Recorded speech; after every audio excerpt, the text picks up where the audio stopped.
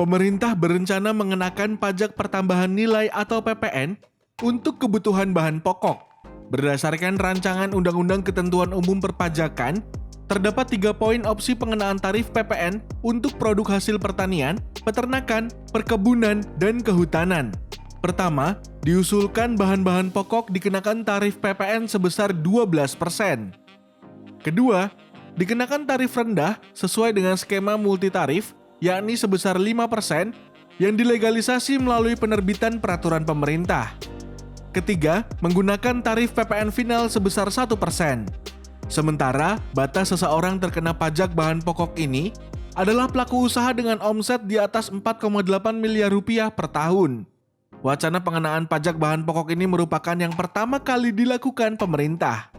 Sebelumnya, melalui pasal 4A ayat 2 huruf B Undang-Undang Nomor 42 Tahun 2009, perubahan ketiga Undang-Undang Nomor 8 Tahun 1983 tentang PPN barang dan jasa dan pajak penjualan atas barang mewah, pemerintah tidak memasukkan 11 bahan pokok dalam kategori barang kena pajak. Opsi PPN final ini dimungkinkan untuk dijadikan skema bagi pengenaan barang kena pajak yang dibutuhkan masyarakat banyak seperti sembako, katanya melalui pesan instan Rabu 9 Juni 2021. Wacana ini direspon penolakan salah satunya politikus PKS Mardhani Alisera.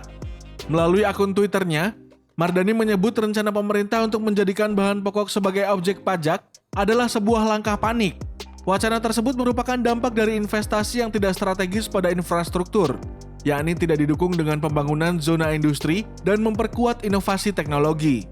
Ini langkah panik pemerintah melihat utang yang menggunung dan penerimaan pajak yang menurun. Mestinya, di masa pandemi, pemerintah bisa bekerja lebih cerdas, tidak dengan menaikkan pajak, apalagi terhadap kebutuhan pokok, tapi memperkuat industrialisasi dengan menggunakan energi terbarukan. Tweetnya melalui akun Twitter @mardhanialisera, Rabu 9 Juni 2021. Reaksi penolakan juga diungkap ekonom Indef Bima Yudhistira. Dirinya menilai penerapan PPN untuk kebutuhan pokok yang tidak diimbangi dengan bantuan sosial bakal meningkatkan angka kemiskinan. Hal lain yang menjadi sorotan adalah adanya lonjakan inflasi kebutuhan pokok yang tidak terkendali. Sensitivitas harga makanan ke jumlah orang miskin perlu dicermati. Daya beli bisa langsung turun dan kontraproduktif dengan upaya mengurangi angka kemiskinan selama pandemi, kata dia seperti dikutip Bisnis, Selasa 9 Juni 2021. Berikut daftar 11 bahan pokok yang bakal kena PPN 12%.